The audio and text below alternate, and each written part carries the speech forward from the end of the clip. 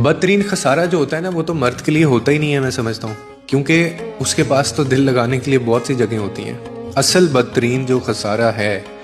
वो तो औरत के हिस्से में आता है। यानी जब वो किसी शख्स पर बरसों मोहब्बत, अकीदत और अपना दिल तक उसने उसके कदमों में रख दिया हो, अपना इखलास, अपनी वफा के साथ उसने रिश्ते को भी निभाया, और फिर वक्त जो है वो आहिस्ता आहिस्ता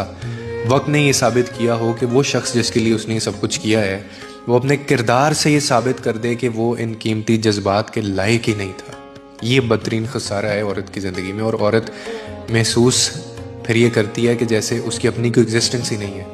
क्योंकि वो दूसरे किसी से फिर वैसी मोहब्बत नहीं कर पाती। यानी उसको ये पता चल गया कि उसकी मोहब्बत का कोई वज़न नहीं था, कुर्बानियों की कोई उसका कुर्बानियों की एहतराम नहीं था,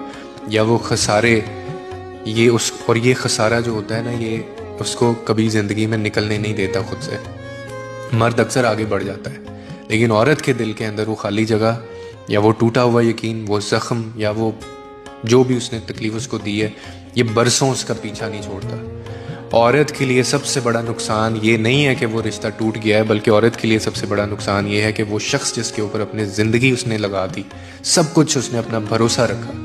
वही उसकी रूह को अल्टीमेटली ज़ख्मी कर गया।